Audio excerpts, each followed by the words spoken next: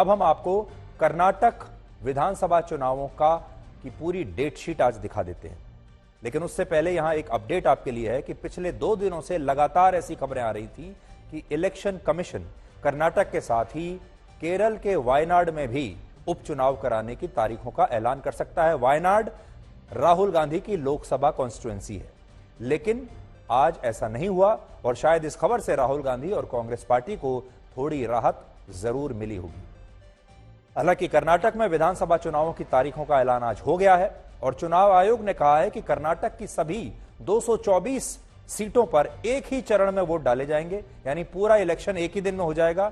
यह वोटिंग 10 मई को होगी और इन चुनावों के नतीजे 3 दिन के बाद 13 मई को आ जाएंगे, यानी 10 मई को मतदान है और वोटों की गिनती है 13 मई को। इसलिए आप अपने कैलेंडर में नोट कर लीजिए अभी से, कर्नाटक विधानसभा चुनाव। जो लोग कर्नाटक में रहते हैं वो तो नोट करेंगे ही, लेकिन कर्नाटक के विधानसभा चुनाव में क्या होता है इसका राष्ट्रीय राजनीति पर भी बहुत गहरा असर पड़ने वाला है। और ये एक ऐसा राज्य है जहां बीजेपी और कांग्रेस के बीच सीधी टक्कर होगी, इसलिए आप इसे राजनीति का एक वनडे मैच भी मान सकते हैं।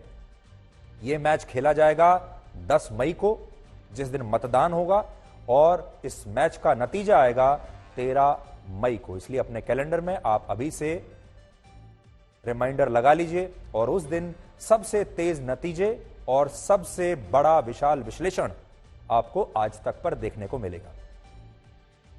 दक्षिण भारत में जो 5 राज्य आते हैं उनमें कर्नाटक अकेला ऐसा राज्य है जहां बीजेपी की सरकार है, लेकिन बीजेपी यह बात जानती है कि कर्नाटक में हर 5 साल में सरकार बदल जाती है। यह भी हिमाचल प्रदेश की तरह ही है, हर 5 साल में सरकार बदल देते हैं वहां के लोग, और यह परंपरा 1985 से ही लगातार चली आ रही है।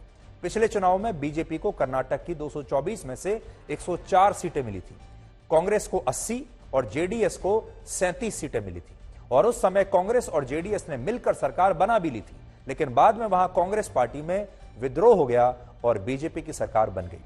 इससे पहले 2013 में वहां बीजेपी को 40 सीटें मिली थी, कांग्रेस को 122 और जेडीएस को 40 सीटें मिली थी।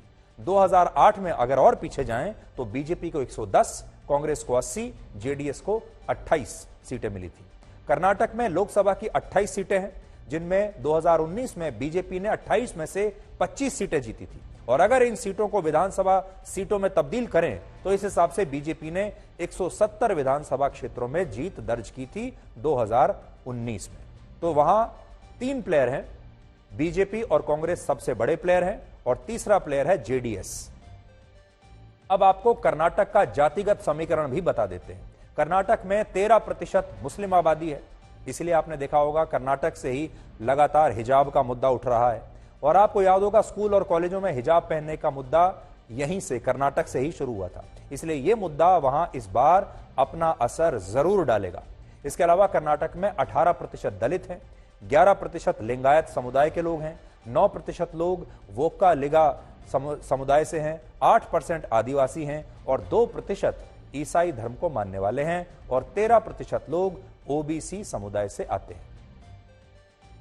मोदी सरनेम के मुद्दे पर बीजेपी ने राहुल गांधी के खिलाफ ओबीसी समुदाय के बीच जाने का ऐलान किया है, और इसकी शुरुआत सबसे पहले कर्नाटक से ही होगी। और कर्नाटक कांग्रेस ने भी सत्यमेव जयते नाम से अपना एक नया अभियान चलाने का ऐलान किया है, जिसमें राहुल गांधी अपनी पहली रैली उसी कोलार में करेंगे जहां उन्होंने मोदी सरनेम वाला बयान 2019 के चुनाव प्रचार में दिया था, जिसके लिए अब उनकी लोकसभा की सदस्यता रद्द हुई है। इसलिए बड़ा दिलचस्प राजनीति का मैच ये होने वाला है।